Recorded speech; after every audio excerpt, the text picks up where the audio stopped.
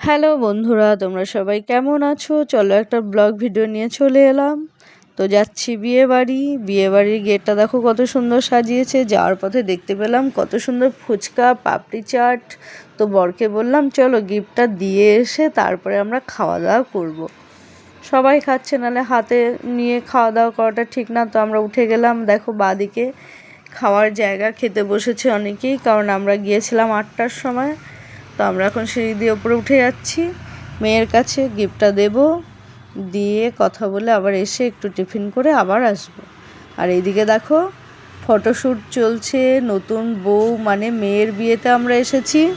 তো সেখানে দেখো সবাই উঠে উঠে একবার করে ফটোশ্যুট হচ্ছে, আমরাও করব, অপেক্ষা করছি। তারপরে চলে এলাম খেতে। তো যারা বানাচ্ছে না ফুচকা পাপড়ি চাট পরিচিত, জানো, এদের কাছে আমরা খাই বাইরে বসে। তো বললাম ভালো করে বানাও, বলে হ্যাঁ ভালো করেই বানাবো। আমি পাপড়ি চাট খাবো, একটু ফুচকাটা খেয়ে আসি। তো চলে গেলাম আমরা ফুচকা খেতে, জল ফুচকা।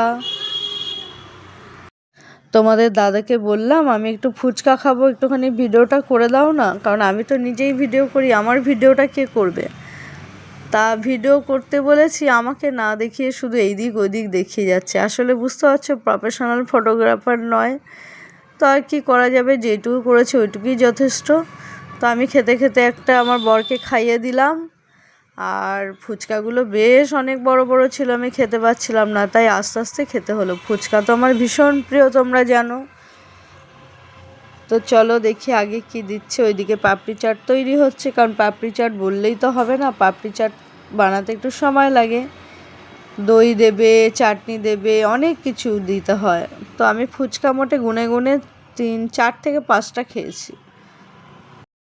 আমি আবার ভাইটাকে বললাম আমাকে একটুখানি ধনেপাতা কুচি দাও তো বেশি করে, দিয়ে ফুচকাটা খাবো। আর আমার ধনেপাতা খুব ভালো লাগে, ভীষণ ভালো লাগে।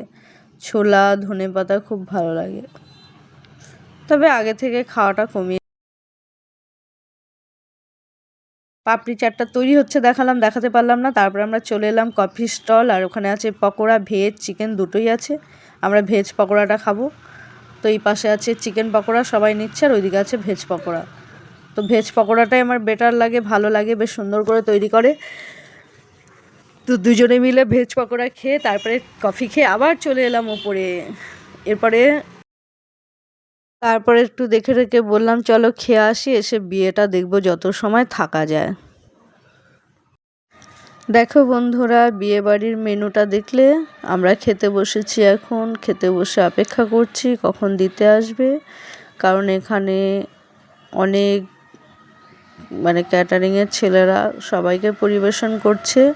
আর অনেকগুলো সিট, মনে হচ্ছে 120টা মতন হবে সিট। তার মানে বুঝতে পারছো 3খানা লাইন, 3খানা লাইনে খাবার দেওয়া 4টে আনি ব্যাপার না। তাই আমরা অপেক্ষা করছি ধীরে ধীরে খাবারটা দিক।